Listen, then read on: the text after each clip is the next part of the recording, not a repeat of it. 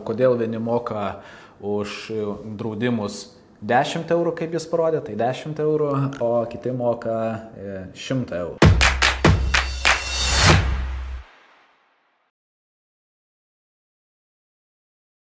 Kiekvieną dieną dirbdamas finansų sferoje susiduriu su įdomiais dalykais, žmonių tam tikrais neišmanimais, nežinojimais, nuomonėmis, prieštaravimais ir panašiais dalykais. Mano asmeninė nuomonė, kiekvieno žmogaus situacija yra absoliučiai skirtinga. Kiekvienas žmogus gali toleruoti skirtingą riziką, atsidėti skirtingą pinigų sumą, rinkti skirtingą laikotarpį tam tikroms investavimo priemonėms. Ir labai sunku, nežinant konkrečios žmogaus situacijos, duoti jam kažkokius tikslius patarimus, ką daryti su jo pinigais, produktais, kažkokiais investicijomis ir taip toliau. Ir aš buvau labai stipriai nustebęs vienu tokiu dalyku, kad Lietuvoje yra tokia finansų ir kreditų valdymo asociacija, atstovaujama Mariaus Jansono, ir buvau labai stipriai nustebęs šitos asociacijos nuomonę apie tam tikrus dalykus ir netgi tam tikrose vietose daromas klaidas. Taigi kalbėsiu konkrečiai apie keletą Mariaus Jansono video kvietimų į jo seminarus ir kalbėsiu apie seminare dėstomą medžiagą, apie eskaluojamą dalyką ir skatinimą, nesigilinant į žmonių konkrečią situaciją, nutraukti kaupiamojo ar investicinio gyvybės draudimo sutartis. Ir nutraukus sutartis labai yra paprasta parduoti Mariaus Jansono ir finansų valdymo kredito asociacijos siūlomo dalyką, investuoti į auksą.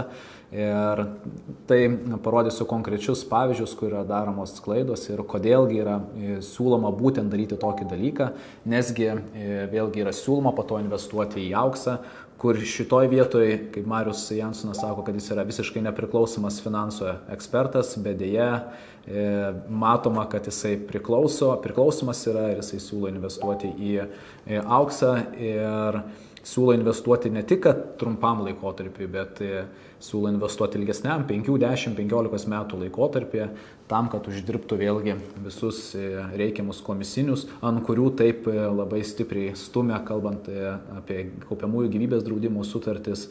Jos irgi turi sutarties sudarimo kaštus, ant kurių Marius Jansonas labai stipriai stumia. O šitoje vietoje investuojant į auksą, kaip jau ir viskas yra gerai. Taigi žiūrėkim video ir aš pakomentuosiu keletą vietų, ką manau ir jūs turėtumėte žinoti. Sveiki! Kaip užauginti 5 žąsis, kurios jums dėtų gyvenime auksinius kiaušinius?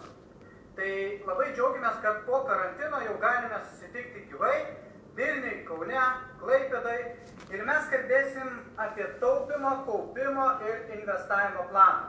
Tai yra, kalbėsim, kaip išgyveno galbūt krizę, galbūt pajutot, kaip svarbu yra turėti tą pinigų rezervą. Taip pat kalbėsim iš tikrųjų apie naujus dalykus, tai yra kaip pensijų anuitetą, tai yra 1 300 000 žmonių dalyvauja pensijų pakopoje ir tikrai turite žinoti, kaip teisingai pasirinkti tą pensijų anuitetą, nes kitaip padarysit klaidą ir vėl prarasit pinigus, taip? Tai labai daug irgi dėmesio skirsim labai svarbiai problemai Lietuvoje.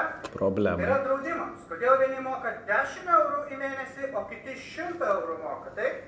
Ar gerai ar blogai, kviečiu visus pasiimti savo gyvybės draudimo ataskaitas ir pasižiūrėti iš tikrųjų, kiek įnešėt pinigų ir kiek galėtumėt pasiimti tų pinigų. Gerai, tai pradėkim nuo pirmojo dalyko, tai kaip Marius Jansonas sako, kodėl vieni moka už draudimus 10 eurų, kaip jis parodė, tai 10 eurų, o kiti moka 100 eurų. Ne? Tai čia yra labai aiškus skirtumas, nes kaupiamasis gyvybės draudimas susideda iš 2 dalių. Tai yra kaupimo dalis ir draudimo dalis. Tai kaupimo dalį mes renkamės tarp garantuotų palūkanų bei investicinio produkto ir prie kiekvieno iš tų produktų, jeigu mes norim, galim užsidėti draudiminės apsaugas, jeigu norim, mes draudimų galim nesidėti ir pilnai kaupti visus pinigus. Ne?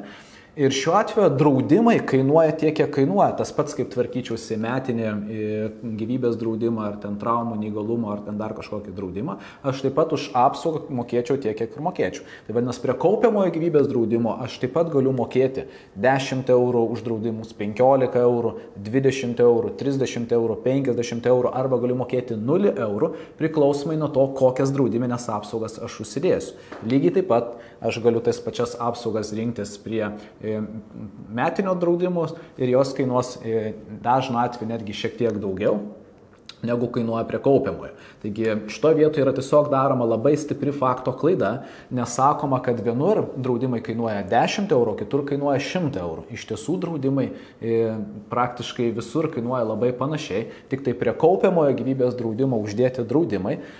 Dar nuo tos daromos įmokos mes gaunam bonusą iš valstybės, tai galim susigrąžinti GPM ir šalia mes galim kaupti pinigus ir padaryti taip, kad mūsų pinigai dirbtų ir uždirbtų pinigus ir galutiniam taške atmuštume tiek, kiek mes sumokėjom už draudimus ir netgi uždirbtume nemažą prieaugį, jeigu aišku kaupimo pusė yra pakankama. Labai dažnu atveju prie kaupiamojo gyvybės draudimo ar investicinio sudėtos draudiminės apsaugos yra pigesnės negu metiniuose draudimuose. Taip pat žmogaus sveikata yra įvertinama visam laikotarpiui. Vadinasi, jeigu jam kažkas atsitiktų po metų, po 2, po 3, tai yra draudimo bendrovės rizika ir draudimai nebrangsta, nes draudimo bendrovė vertina jo riziką visam sutarties laikotarpiui. Jeigu žmogus turi metinį draudimą ir jam per tuos metus kažkas atsitiko, sekančiais metais jo gali nebedrausti arba branginti draudimą. Čia panašiai kaip su mašinų civilinio ar kasko draudimu būna. Taip pat prie kaupiamojo investicinio gyvybės draudimo uždėtos draudiminės apsaugos dažnu atveju turi didesnį spektrą apsaugų ir yra plačiau parenkamos, turi daug didesnį draudiminių įvykių sąrašą. Taip pat metiniai draudimai labai dažnai turi tik tai apsaugą dėl nelaimingo atsitikimo. Tai vadinasi, yra apsauga mirtis dėl nelaimingo atsitikimo. Ir neperseniausiai kaip tik filmavau video apie šeimos tragediją, kur būtent šeima buvo pasirinkusi tokį draudimą ir negavo jokios draudiminės išmokos, nes tikėjosi, kad tas draudimas išmoka bet kokios mirties atveju. Tai tas draudimas yra nebrangus, bet jis neišmoka bet kokios mirties atveju išmokos, nes jis išmoka tik tai dėl nelaimingo atsitikimo. Tuo tarpu apsidraudžiant gyvybės draudimu, išmoka išmokama bet kokios mirties atveju, nesvarbu, kaip žmogus numirtų, išskyrus ten keletą nedraudžiamų įvykių, labai retai nutinkantis dalykai. Bet šiaip išmokame bet kokios mirties atveju, net jeigu žmogus nusižudo, irgi išmokami pinigai yra. Tai čia yra labai didelis skirtumas tarp metinio draudimo ir prie kaupiamojo gyvybės draudimo sudėtų draudimų. Ir šioje vietoje kiekvieno žmogaus situacija skirtinga, reikia žiūrėti individualiai, kas yra žmogui geriausia. Ir metinis draudimas yra geriau negu nieko, bet labai dažnu atveju tai bus brangiau ir mažiau naudingiau žmogui, negu visus draudimus turėti prie kaupiamojo. Kviečiu visus pasiimti savo gyvybės draudimo ataskaitas ir pasižiūrėkite iš tikrųjų, kiek įnešėt pinigų ir kiek galėtumėt pasiimti tų pinigų. Iškart suprasite, apie ką aš kalbu. Tai kiek įnešėm ir kiek galėtume pasiimti. Tai jeigu mes žiūrim vėlgi, žmogus atsideda 100 eurų. Ne? Kaupiamajam gyvybės draudime viskas atrodo štai taip. Tarkim, 15 eurų kainuoja draudimas ir 85 eurai lieka kauptis. Tai jeigu mes paimsim ataskaitą ir žiūrėsim, kad 100 eurų nukeliavo į investavimą, ne, ir mes pasižiūrėsim, kad tarkim per 10 metų, ne, iš viso mes įmokėjom 12 000 eurų, ne, ir mes žiūrėsime, kiek tų pinigų susikaupė, ne, tai tokiu atveju mes darysim vėlgi fakto klaidą, nes mes į kaupimą neinvestavom 12 000 eurų, nes mes į kaupimą investavom po 85 eurus, 15 eurų atsiskaičiavo už draudimus, lygiai taip pat kaip perkant bet kokį dalyką, tai yra išlaida, šitie pinigai niekur nesikaupia. Jeigu nebent kažkas atsitinka, už šituos sumokėtus draudimo pinigus mes gaunam draudiminės išmokas. Bet jeigu mums niekas neatsitinka, mes šitų pinigų net gaunam. Lygiai taip pat kaip važiuojant automobiliu. Jeigu tu sumokėjai už automobilio draudimą ir per metus nepadarė jokio auto įvykio, niekas tau už draudimą pinigų sumokėtų negrąžina. Ne? Logiška. Ne? Tai šitoje vietoje mes turim skaičiuoti ne kiek mes įmokėjom bendrai, o kiek pinigų nukeliavo į kaupimą ir tada pasižiūrėti ataskaitą, kiek nukeliavo į kaupimą ir kiek tie pinigai dirbo ir uždirbo pinigus. Ne? Tai šiuo pavyzdžiu mes turėtume imti taip, 85 kart 12 kart 10 metų, tai realiai į kaupimą nukeliavo 10 200 eurų. Ir tada žiūrėti, kiek tie pinigai dirbo ir uždirba pinigus. O kiek jie jau uždirbo, visiškai priklauso nuo to, ar tai buvo garantuotų palūkanų produktas, ar tai buvo investicinis produktas, kokie fondai buvo parinkti, kokie yra administraciniai mokesčiai ir taip toliau. Tai vėlgi visi kaupiamojo bei investicinio, garantuoto bei investicinio gyvybės draudimo produktai yra skirti kaupti ne 5 metams, dažnu atveju ne 10 metų, o ilgesniam laikotarpiui. Ir valstybė per juos skatina kaupti vėlgi ilgesniam laikotarpiui, o ne 5, ne 10 metų. Ir tokia atveju gražos tikrai yra įspūdingos. Ir jeigu mes viską aišku skaičiuojam ir žiūrim būtent taip, o ne atvirkščiai, kaip nori paskaičiuoti Marius Jansonas. Susitikime dalyvavo žmonės, kurie jau daugiau nei 20 metų dirba su finansais, su pensijom, gyvybės draudimais, investavimais. Ir mes su jumis tikrai pasidalinsim, ką ir kaip reikia daryti, kad tikrai ir pinigus sutaupytumėt, ir sukauptumėt pinigų rezervus, ir saugiai investuotumėt. Taip, kad lauksiu jūsų mūsų susitikime. Iki! Tai kaip ir pasakė, susitikime dalyvaus finansų ekspertų, kurie dirba ilgiau nei 20 metų, su pensijom, su gyvybės draudimu ir taip toliau. Tai jeigu vardinti tokie ekspertai tikrai yra ekspertai, tai negalėtų afišuoti tokio dalyko, ir bent jau tokį dalyką, ką aš ką tik pasakiau, ekspertai turėtų žinoti, kur yra kaupimo dalis, kur yra draudimo dalis ir neplakti jų į vieną ir nesakyti, kad tai yra visa tavo investuota pinigų suma ir nesakyti, kad tu moki 15 eurų, o tenais moki 100 eurų. Galbūt, aišku, tie ekspertai ar nepriklausomi ekspertai tiesiog nori nutraukti kuo daugiau sutarčių, parodant netiesą žmonėms, parodyti iš kitos pusės tą produktą ne taip, kaip žmonėms būtų naudinga ir tiesiog nukreipti tuos žmonės investuoti į jų siūlomą auksą ir patarti būtent iš tos vietos. Tai kaip ir minėjau, mano manimu, finansų konsultantas turėtų ieškoti naudos žmogui ir gilintis iš to žmogaus situaciją ir tada pasiūlyti jam kažkokius sprendimus, o ne imti visų kaip konstantos ir nesakyti, nutraukit, čia yra blogai ir investuokit į auksą. Skelbiam akciją, kas atsineš draudimą, tai yra ta ataskaita ir ten bus daugiau pinigų, negu jūs įmokėjot. Tai mes jums nemokamai kviečiam seminarą. Jo, nes, aš tokių dar draudimų nemačiau. Pavyzdžiui, irgi va čia tokių. Tai jeigu kalbant tai, kaip pasakė tiesiogiai šioje vietoje Marius Jansonas, tai jeigu tu moki už draudimą, tai nežinau, kaip įmanoma padaryti taip, kad tenais būtų daugiau pinigų, nes draudimas yra išlaida. Bet čia vėlgi yra nesulyginami dalykai. Nes kaupiamo gyvybės draudimo, garantuotų investicinio gyvybės draudimo yra kaupimo dalis ir draudimo dalis, kaip jau ir pasakojau. Tai aš turiu daugybę sutarčių, daugybę klientų, kur galiu parodyti, kad sukauptų pinigų yra ženkliai daugiau, galiu save asmeniškai parodyti, kad mano sutartys yra sukauptų pinigų daugiau ir mielai lauksiu to nemokamo kvietimo, kur galėsiu viešai parodyti ir man yra labai tiesiog sunku, net nuostaba kelia, kaip finansų ekspertai, nežinau, per tiek daug metų nėra matę nei vienos tokios sutarties. Tai, kaip jau minėjau, galbūt tiesiog nelabai norima matyti arba apsimetama ir bandoma per kitą pusę parodyti visus tos dalykus ir nelabai suvokiama, kaip apskritai veikia garantuoto ir investicinis gyvybės draudimas, nes bandoma vėlgi, kaip jau minėjau, greičiausiai pritempti prie kitų dalykų, prie ko pritempinėjama yra šioje asociacijoje. Žmogus 8 metus kaupia. Įnešė 2400 eurų. Dabar, jeigu norėtų atsimti po 8 metų 1600, jisai žmogus kaupia vaikų mokslus. Vaikui iš 3 metų jau reikia eiti į universitetą, tai jisai net nepasims tų pinigų, kur įdėjo. Klausimas, kam tada žmogus darė šitą draudimą, ne?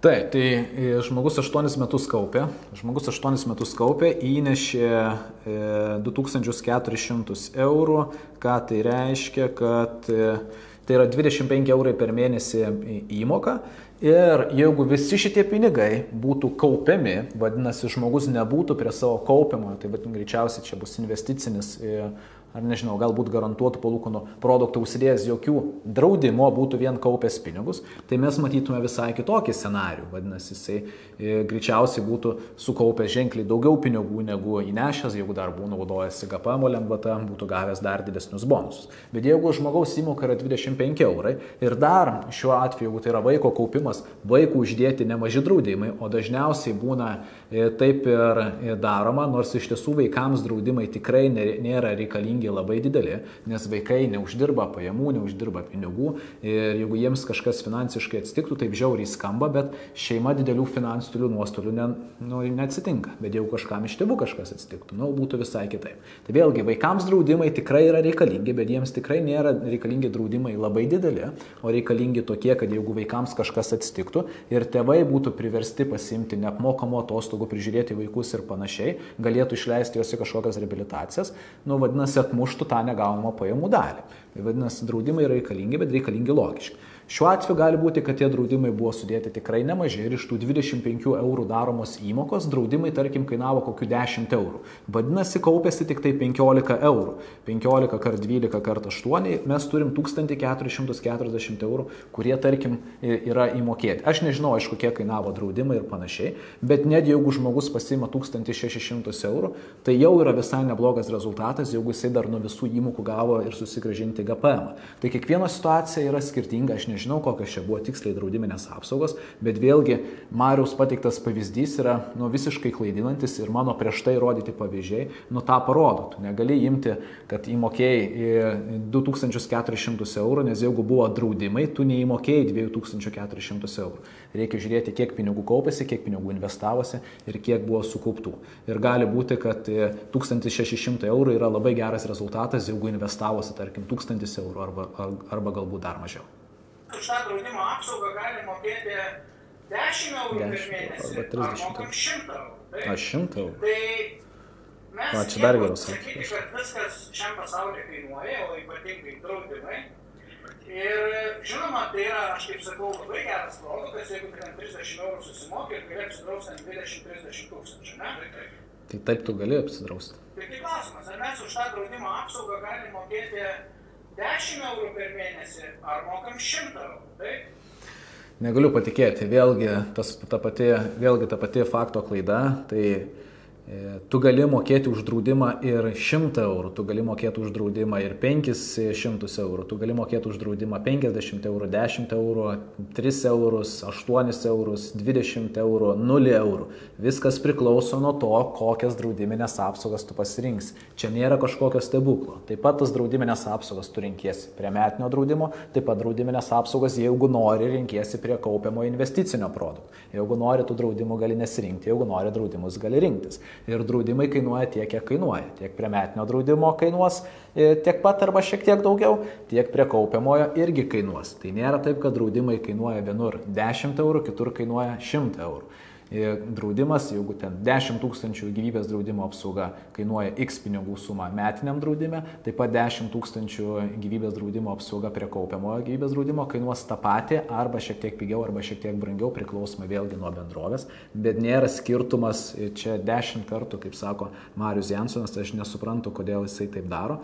Gal čia yra tiesiog jo pardaviminis triukas arba marketinginis triukas pritraukti žmonių ir kad jie po to kažkaip, nežinau, bet pagal tokius netinkamus pavyzdžius nutrauktų sutartis, o jeigu nutrauks sutartis, tai tokiu atveju labai stipriai Marius Jansonas kenkia žmonėms, nesuprasdamas jų situacijos ir nesigilindamas į tų žmonių situaciją ir bandydamas galbūt parduoti visai kitus produktus, kurių galbūt žmonėms neįtin reikia. Tai geriau minimalia kaina, mes skaičiuojam įvairius dėliojam variantus, kad šeimą galima kiekvienu poros abu. Minimalia kaina, dar vienas video, dar vienas ekspertas Valentinas. Žinokit, čia pasaka be galo, hebrat. Čia galima, manau, kad nesustoti. daug ką galima komentuoti, bet aš paimsiu, tikrai nežiūrėsiu visų tų video ir nekomentuosiu visų dalykų, bet paimsiu keletą vietų. Tai vėlgi iš to vietoje sako, kad galima kaip kuo mažiau. Kaina, mes skaičiuojame įvairius. Geriau minimaliai. Tai geriau Minimalia kaina. Skaičiuojame įvairius dėliojame variantus. Minimalia kaina, kad apdrausti abu sutuoktinius. Draudimas kainuoja nuo to, kokia yra parinkta jo apsauga. O apsaugą reikia parinkti pagal tai, kokia yra žmogaus esama situacija. Tai jeigu žmogus neturi vaikų, neturi kreditų, neturi leasingų, neturi paskolų, tai taip žiauriai nuskambėsiu, bet jeigu toksai žmogus numirtų, finansiškai nelabai artimieji jo nukentėtų. Aš suprantu, kad emociškai būtų skausminga, bet finansiškai nelabai. Bet jeigu žmogus turi 2 vaikus, turi būsto kreditą, turi leasingą ir neduok dieve tokio žmogaus neliktų, antra pusė susidurtų su labai dideliais finansiniais nesklandumais ir su didelė finansinė duobe. Ir šito vietoje, jeigu sakoma, kad galima minimaliai apdrausti 2 sutuoktinius, tai ką mes parinksim, tarkim, draudimo apsaugą, nežinau, ten 5 000 eurų ar ten 10 000 eurų gyvybės draudimo apsaugą, neduok dieve to žmogaus nelikus artimasis gaus ten 5 000 eurų, kurių pakaks vos nepalaidoti ir tokiu atveju vėl matysim skundus internete, kad šūdas draudimas, nieko neišmokėjo, mokėjau, nieko negavau pakankamas išmokos. Tai draudimo apsaugos turi būti parinktos pagal tai, kokios draudimo apsaugos tai šeimai reikia. Ir šitoje vietoje reikia kalbėti su šeima. Kas būtų, jeigu šito maitintojo netektumėt, kiek reikėtų pinigų, kokia yra jūsų paskola, kiek norėtumėt paskolos padengti, kiek reikėtų vaikų auginimui pinigų, kad bent jau kažkurį laikotarpį 2, 3, 4 metus šeimai finansiškai niekas nesikeistų. Ir tada parinkus apsaugą mes galim sužinoti, kiek tas draudimas kainuos. Ir šitoje vietoje nereikėtų jo parinkinėti kažkaip minimaliai ar maksimaliai. Reikia parinkti pagal tai, kokia yra šeimos situacija ir pagal tai, kaip šeimos situacija keičiasi, kredito dalis buvo išmokėta, vaikai paaugo, draudimus reikia mažinti. Gimė dar vienas vaikas, atsirado dar kažkokių įsipareigojimų, pasimėm dar kreditų, draudimus didinti. Didinam draudimus, brangsta draudimo kaina. Mažinam draudimus, pinga draudimo kaina. Ir čia nėra jokių minimalių ar maksimalių dalykų. Žinokit, aš dar tik tai 47 sekundės išklausiau, o čia 21 minutė, tai bandysiu kažkaip prasukinėti. Apie svarbiausia dabar ir kodėl geriausia investuoti ir būtent Golden Gates Elmetalė įmonė, kuri mums pasiūlė unikalų produktą. Žiūrėkit, 2 dalykai, kurie nuskambėjo, tai yra geriausia investuoti, ne? Ir pasiūlė unikalų dalyką. Jeigu išgirstat 2 šituos teiginius vienam sakinyje, prašau bėkit nuo tokios investicijos kuo toliau. Nėra vienos geriausios vietos dėti pinigams, niekada nebuvo ir nebus. Geriausia investicija žmogui priklauso nuo daugybės skirtingų dalykų, nuo to, kiek jis laiko gali skirti, kiek pinigų gali investuoti, kuriam laiko gali investuoti, apskritai nuo visos strategijos. Nėra vienos geriausios vietos dėti pinigams, niekada nebuvo ir nebus. Jeigu būtų viena vieta geriausia dėti pinigams, visi mes tenais ir sudėtume pinigus. Deja, tokios vietos, bent jau su mano nuomonė ir mano patirtimi, nėra. Kiekvieno žmogaus situacija yra skirtinga.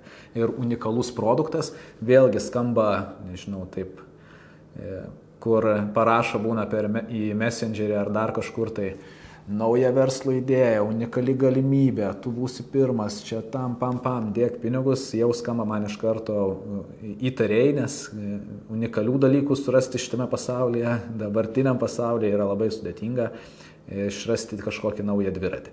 Tai auksas nėra, mano manimu, unikalus dalykas ir kažkokio stebuklo investuoti į jį irgi nemanau, kad Valentinas su Mariumi turėjo čia atrasti. Turbūt jau kiekvienam tapo aišku, kodėl Finansų valdymo kredito asociacija ir Marius Jansonas ir Valentinas skatina investuoti į šį unikalų produktą auksą, žmonių pinigus ir skatina nutraukti kaupiamųjų investicinių garantuotų palūkanų gyvybės draudimo sutartis, nes iš tiesų tie žmonės yra idealus jų klientas, labai paprasta taip papasakoti ir parodyti, kodėl žmonėms nutraukti sutartis, o aš jau nagrinėjau jų fakto klaidas ir žmonėms parodžius netinkamai, žmogus galvoja, nu jo blemba, tiek įnešiau, čia praradau pinigus, kažkokią nesąmonę, reikia nutraukti galbūt tą sutartį ir tai yra labai stipriai kenkiama žmonėms, ypač kurie turi kaupimo bei draudimo sutartis investicinio garantuotų palūkanų ilgiau negu 3, 5, 10 metų,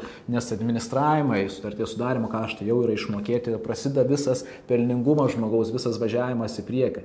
Ir tokią sutartis nutraukti yra labai skausminga, bet aišku, tokiu atveju yra labai paprasta šiems žmonėms parodyti, kad nutraukit ir dėkit visus pinigus į jų siūlomą dalyką, jų siūlomą investiciją į auksą. Tai dar kartelį pasikartosiu, nėra vienos geriausios vietos dėti pinigams. Mano manimu, žmogus turi turėti diversifikuotą portfelį. Nieko prieš neturiu aukso, pats turiu šiek tiek aukso ir mano manimu visų kiaušinių vienoje pintinėje nereikėtų laikyti. Taigi šio video nieko neturiu prieš Marių Jansoną, mano manimu, jis tikrai turi ekspertinių sferų, kalbant apie būsto kreditų temą, bet kadangi jisai daugybei savo postų bei seminarų afišuoja vieną dalyką, kad jisai nori skaidriai ir teisingai padėti žmonėms elgtis su pinigais ir jų finansų ir kredito valdymo asociacija būtent tą ir daro, aš tiesiog norėjau įnešti skaidrumo jums visiems ir parodyti, kokie galbūt finansų ir kreditų valdymo asociacijos tikslai galutiniam taške galėtų būti. Taigi aš linkiu visiems, kurie žiūri šitą video, tiesiog rinktis ekspertus atsakingai, ypač nepriklausomus ekspertus. Ačiū, kad žiūrėjote šitą video ir iki susitikimo kitose.